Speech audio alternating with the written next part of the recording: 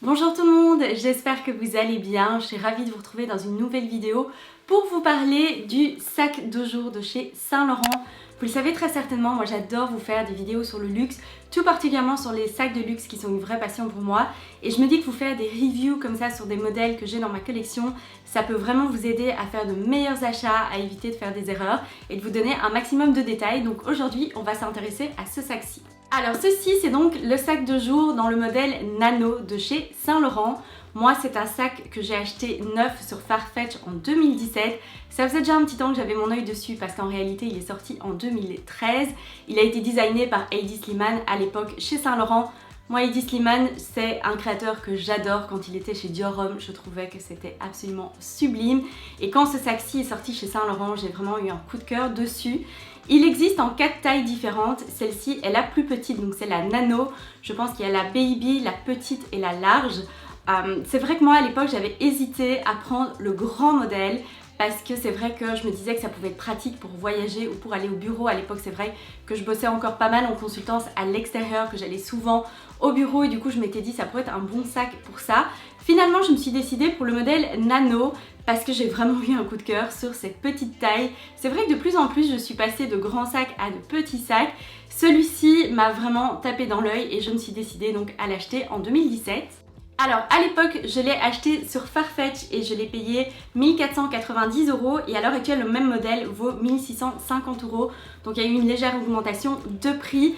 C'est vrai que c'est cher pour un petit sac comme ça, mais quand je vois à quel point je l'utilise souvent et à quel point je l'adore, c'était un bon investissement pour moi. Il garde assez bien sa valeur de revente. Si vous allez sur des sites comme Vestiaire Collective, vous allez voir qu'en général ils sont entre 1100 et 1300 €. Il y a quelques modèles qui sont un petit peu moins chers et quelques-uns qui sont plus chers en fonction évidemment de l'état du sac, de la rareté et ce genre de choses. Alors pour vous donner quelques détails sur sa taille, il fait 22 cm sur 18 sur 10. Donc on est ici vraiment sur un petit sac. Il est vraiment très petit, on ne peut pas mettre toute sa vie dedans. Je vais vous montrer un petit peu ce que j'ai dans le mien, mais vous serez étonnés, j'arrive à mettre tous mes essentiels du quotidien dedans. Moi je l'ai pris en cuir lisse noir.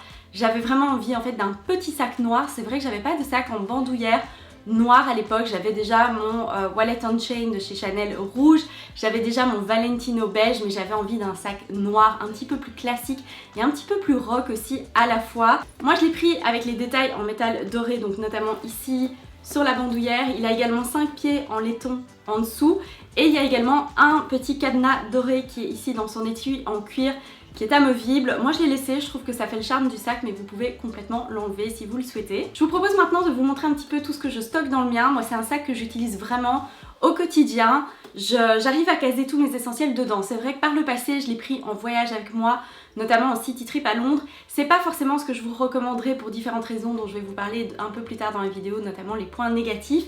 Mais sinon, pour la vie de tous les jours, moi j'arrive vraiment à y caser tous mes essentiels. Alors voilà à quoi il ressemble en ce moment, c'est le sac que j'utilise depuis une bonne semaine.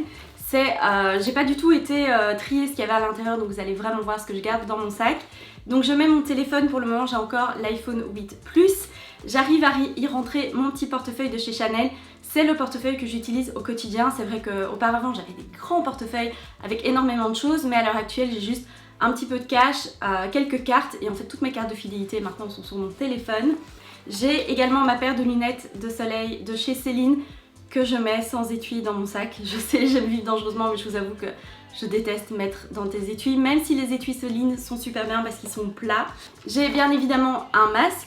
J'ai cette petite boîte de chez Muji. Alors ça d'ailleurs, je vous en ai jamais parlé, c'est une bonne astuce quand vous avez des petits sacs. C'est en fait la boîte où je garde des pansements, des médicaments, etc. Vous avez typiquement du Dafalgan, du Buscopan, des petits pansements, etc. Je regarde en général un ou deux et puis si je les utilise, je recharge la petite boîte. Mais je trouve que c'est assez pratique et c'est surtout super compact. J'ai ma pochette clés de chez Louis Vuitton avec mes clés de voiture. J'ai mes écouteurs pour mon téléphone avec fil. Je sais que ça paraît bizarre parce qu'à l'heure actuelle tout le monde a des AirPods ou des écouteurs Bluetooth, mais j'ai toujours peur de ne pas avoir de batterie et comme je passe pas mal de temps en ce moment à courir à droite et à gauche, là je suis sûre qu'il fonctionne toujours.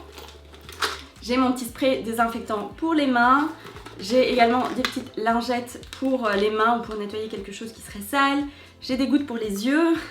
J'ai une boîte de Tic Tac. Je vous assure, j'arrive vraiment à rentrer pas mal de choses là-dedans. Bon, j'ai des tickets et j'ai des cartes aussi, ça faudrait que je range un petit peu, ça va être l'occasion. J'ai ma poudre solaire, donc ça c'est une poudre indice SPF 45 pour réappliquer son écran solaire pendant la journée. C'est très très important. J'ai une boîte de lentilles au cas où j'ai un problème avec mes lentilles, je dois les retirer.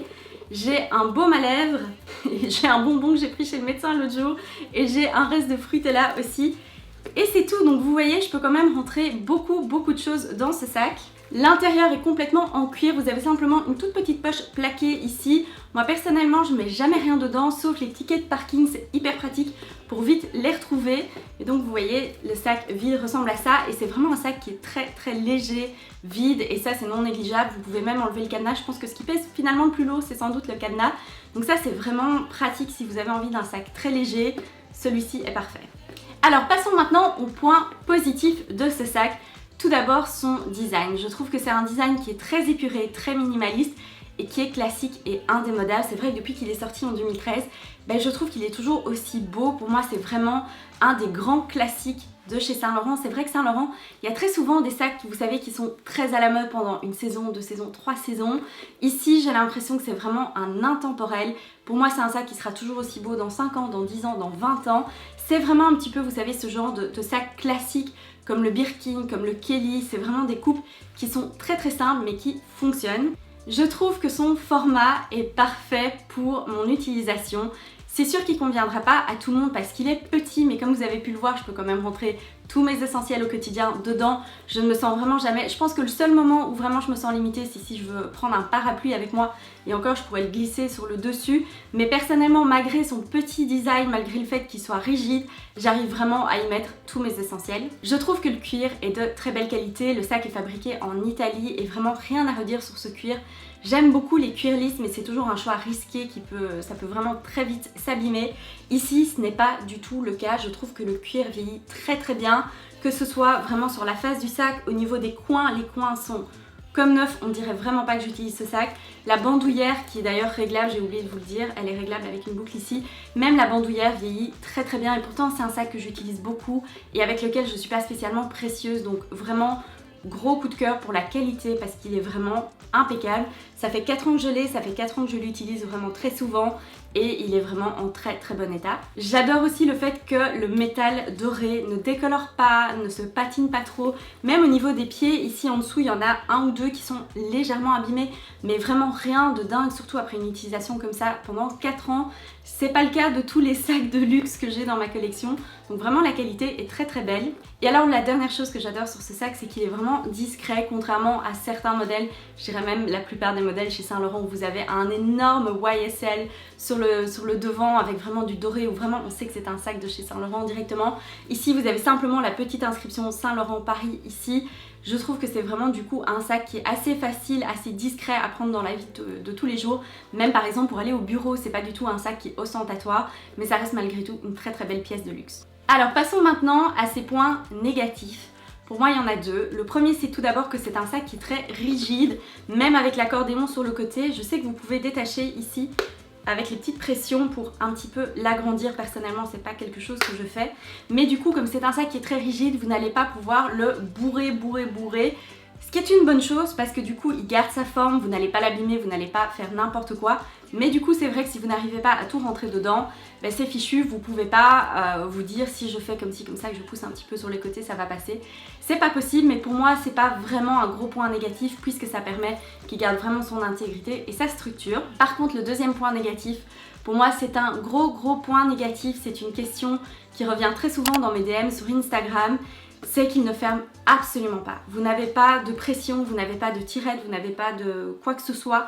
Sur le dessus, c'est vraiment un sac qui est ouvert en permanence. Je pense que c'est le cas sur le grand modèle et sur le small aussi, bien que vous ayez une petite pochette zippée au centre. Ici, vous n'avez absolument rien. Ce qui fait que c'est assez problématique dans la vie de tous les jours. Dans le sens où si vous prenez par exemple le métro ou si vous allez dans une rue commerçante bondée ou dans un supermarché bondé, tout le monde peut mettre très facilement la main dedans et prendre votre téléphone, votre portefeuille, bref, tout ce que vous avez dans votre sac. Et c'est aussi assez contraignant dans la vie de tous les jours quand il tombe et qu'il se renverse. Moi ça m'arrive très souvent en voiture ou alors au restaurant. Je le fais tomber et là vous avez vraiment tout le contenu de votre sac qui tombe par terre.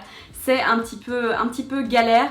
C'est pas un sac qui est assez grand que pour que vous puissiez vraiment tout organiser avec des pochettes à l'intérieur, comme ça pourrait être le cas dans un grand Balenciaga ou ce genre de sac vraiment fourre-tout. Ici, tout est vraiment bien calé dedans, mais dès qu'il se renverse, tout va par terre, donc gros point négatif. Également à souligner, quand il pleut dans le sac. C'est un sac qui résiste bien à la pluie, par contre vos affaires à l'intérieur vont être mouillées. Donc voilà, si c'est une journée où vraiment c'est la drache nationale comme on a souvent ici en Belgique, c'est pas un sac que je vais prendre avec moi parce que je sais que tout va être trempé à l'intérieur. Je vous avoue que j'aurais bien aimé que Saint Laurent prévoie par exemple un petit rabat en cuir comme ça, un petit peu comme à l'intérieur des sacs Chanel ou des sacs Dior. Ça aurait été vraiment pratique pour protéger de la pluie, pour éviter que tout tombe quand il se renverse et pour éviter de retrouver des mains maladeuses dedans. Malheureusement c'est pas le cas et pour moi c'est vraiment le gros point négatif de ce sac. Alors en conclusion, personnellement ça reste un très bon achat pour moi, c'est un sac que je me vois continuer à porter pendant de nombreuses années. J'aime beaucoup son côté classique, son côté intemporel, son côté chic, sans être ostentatoire, sans grand logo à l'avant du sac. Si vous savez ce que c'est, vous savez ce que c'est, mais sinon, si vous ne connaissez pas le modèle, c'est assez compliqué de savoir qu'il vient de chez Saint Laurent. Je suis finalement contente de l'avoir pris en anneau, la taille ne me pose aucun problème au quotidien. C'est simplement que c'est un sac que je vais pas prendre avec moi en voyage, mais de toute façon, même si j'avais une plus grande taille, le fait qu'il soit ouvert sur le dessus fait que c'est pas un sac que je serais à l'aise de prendre partout avec moi, en voyage, en avion, dans les transports en commun, dans d'autres pays, etc. Je trouve que c'est un assez bon investissement, qu'il a bien gardé sa valeur et surtout c'est un sac qui vieillit très bien. Donc si vous aimez les sacs en cuir lisse, n'ayez pas peur, la qualité est vraiment au rendez-vous sur ce sac. C'est vraiment, pour moi c'est un des éléments qui saute le plus aux yeux, c'est qu'il est vraiment très bien fait. Si vous avez des questions en particulier sur ce sac, n'hésitez pas à me les poser dans les commentaires ici en dessous. Je me ferai un plaisir de vous répondre. En tout cas, j'espère que cette vidéo vous aura aidé. Si le sac de jour est un sac que vous envisagez, que vous avez envie de mettre sur votre wishlist, que ce soit pour l'acheter neuf ou pour l'acheter en seconde main, je vous mettrai comme toujours une petite sélection de liens neufs et en seconde main dans la barre de description ainsi que sur le blog si ça vous intéresse. Mais j'espère vraiment que cette vidéo vous aura plu. Quant à moi, je vous dis à la prochaine fois et d'ici là, portez-vous bien.